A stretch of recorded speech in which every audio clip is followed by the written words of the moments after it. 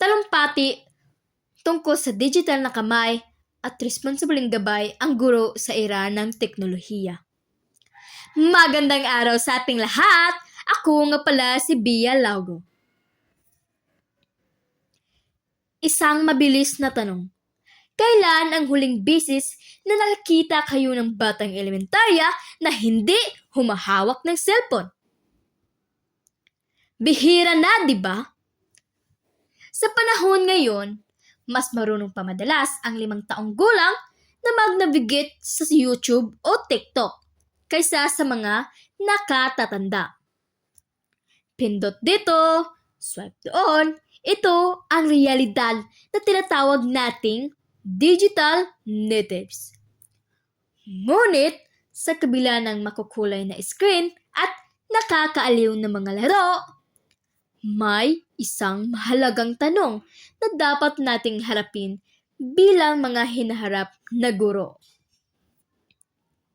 Sino ang naggagabay sa kanila habang nasa mundong ito? Ang teknolohiya ay hindi masama.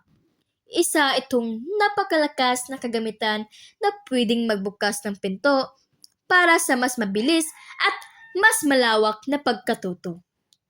Ngunit, tulad ng anumang matalim na kutsilyo, kapag napunta ito sa kamay ng batang walang gabay, pwede itong makasakit.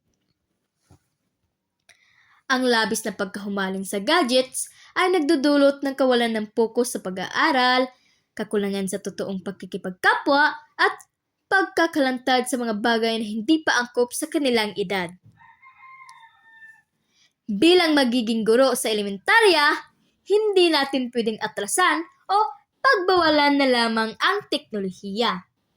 Ang tungkulin natin ay hindi ang maging pader na humaharang sa modernong panahon, kundi maging tulay at ilaw na nagtuturo ng tamang landas. Kailangan nating turuan ang mga bata na ang internet at gadgets ay ginagamit upang matuto. Hindi lang para magpalipas ng oras. Kailangan nating ipaintindi sa kanila ang halaga ng disiplina, ang tamang oras ng paglalaro sa pag-aaral, at ang kahalagahan ng pagiging ligtas sa online world. Mataas ang ating responsibilidad bago natin sila turuan ng magbasa ng mga litra sa libro o sa mga screen.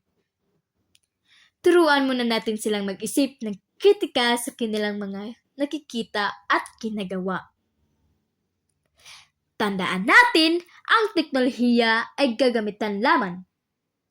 Ang tunay na humuhubog sa isip at puso ng mga bata ay tayo pa rin. Ang mga guro na may malasakit. Maraming salamat po.